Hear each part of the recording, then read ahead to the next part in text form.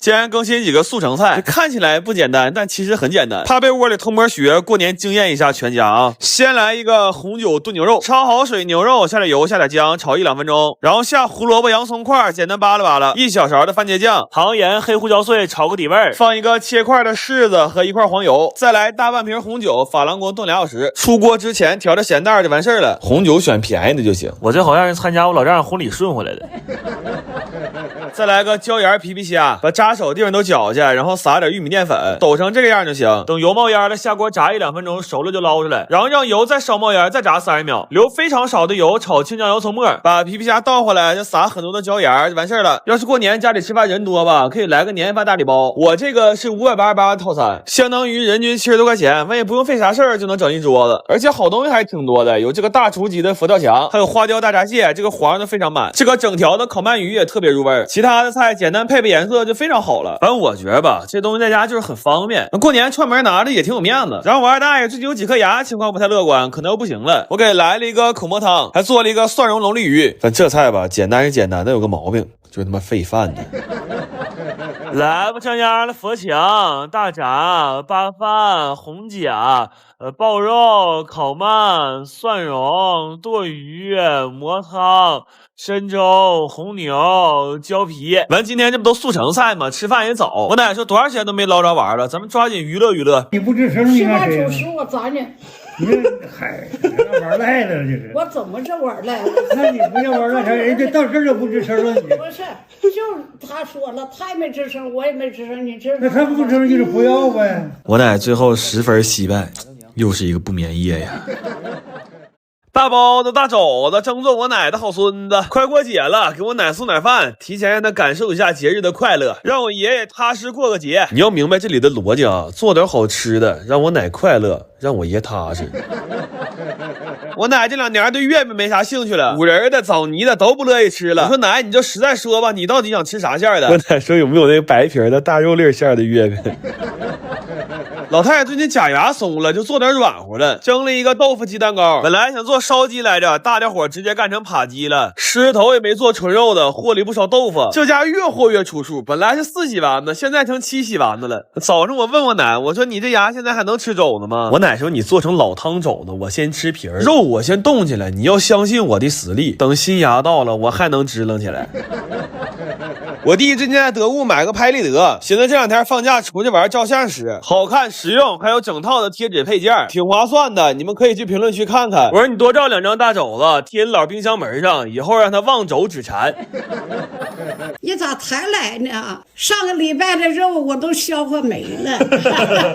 来吧，吃香香了，肉包、豆鸡糕、七丸、豆丝、蒜空、边花。扒鸡、原牛、汤肘，这包子一来，你看我奶乐的，真是包治百病。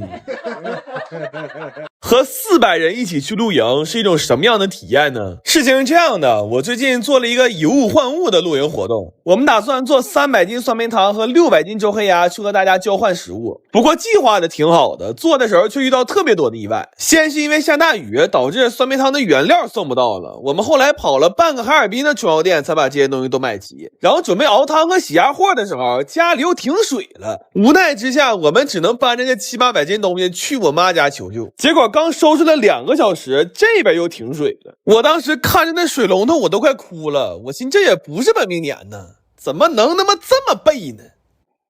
所以后来那几天为了抢时间，我们基本就没怎么睡过。但是要命的是这2样东西做起来它就急不得，因为酸梅汤是用砂锅熬的，这样但凡大点火那就得漏得跟花洒似的。然后压货也不能急，因为每种压货的时间和火候都不一样，就只能一锅一锅干。我们前后一共卤了50多锅，为了入味卤完又泡了一宿。不过过程虽然折腾，但东西做完了还是挺好吃的。这酸梅汤合成本9块5一瓶，喝起来味道特别纯正，鸭货卤的也特别入味，味道真的很像周黑鸭，但就是做的太慢了。后来打包的时候已经是我们出发前的最后6小时了，就看着那倒计时都要给我急死了，急得我只想上厕所，但是这一滴都尿不出来。真的，我上一次出现这种生理反应的时候，是我高考那年以为自己答不完卷了。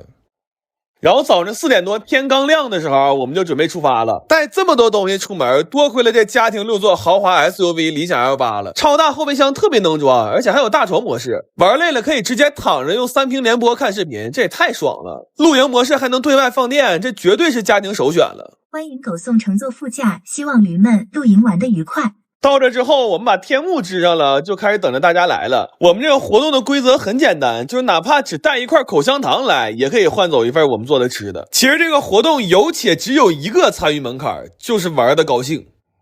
不过来的朋友们真的都特别热情，有带狗的，有骑马的，有带200个烧饼的，还有带300杯奶茶的。好多朋友还带了自己做的吃的，都特别精致。就这么一比，我们几个好像就是个废物。然后还换回来好多有趣的东西，从英国来的 CD， 从沈阳来的鸡架，从旁边河里现打的鱼，还有这过2天就要结婚的喜糖。而且大家玩的也特别高兴，分别组成了流水的麻将局、狼人杀局，还有永不散场的酒局，还有好多从头到尾一直热心帮忙的朋友们，真的特别感谢。所以陆续我们就把交换局做成分享局了，把所有吃的都给大家分了。后来我看情绪到了，我觉得是时候邀请大家喊出那句夯实的口号了：狗送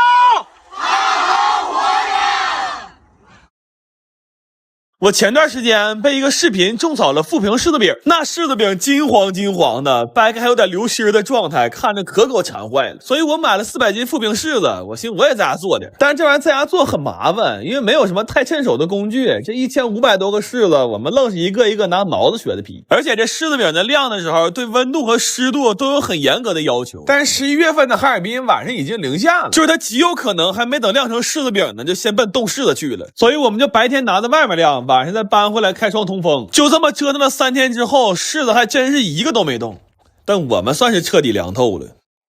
后来我寻思这天只会越来越冷，也不能一直这么折腾啊，所以我决定给这些柿子在家盖个小房子。有了这房子之后，我们的工作就轻松了很多，下雨下雪往屋里搬一次就行，其他时候我们就负责开门关门干好打更的活就行了。后来大冷的时候，我还上了点供暖设备，3000瓦一个的暖风机，我同时开了3个。外面零下20多度的时候，这屋里也依然保持恒温10度。就富平柿子饼可能是靠天养的，但我这纯是爱的供养，那真是一顿操作猛如虎，完那月电费2500。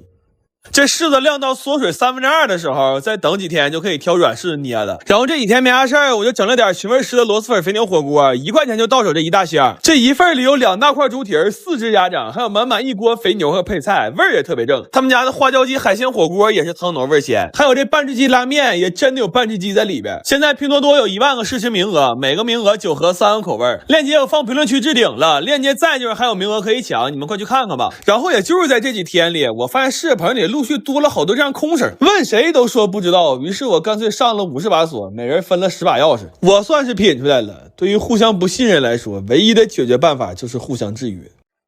然后这柿饼捏完之后就已经非常非常好吃了，皮儿有嚼劲，馅儿还有水分，这就是特别好吃的鲜食柿饼。但是据说捂出霜之后会更好吃，所以我们就一层皮儿一层饼拿着接着捂霜了，大概是捂了40多天，柿饼外面真的就结出一层很厚的白霜。我之前一直以为是裹的糖粉呢，没想到真的是自然结出来的。这柿饼因为捂霜的时候不是特别干，所以它现在依然是一个流心的状态，而且冷冻之后会更好吃，就跟吃冰激凌似的，感觉特别爽。但是因为没熏硫磺，只有少量的柿子饼是橙色的，大部分的还是有点发黑。不过真的每一个都是齁甜齁甜的。但我发现这玩意儿真不能多吃。那天下午我大概吃了10来个柿饼，结果一直到晚上打包的时候，我的嗓子还有点说不出话来呢。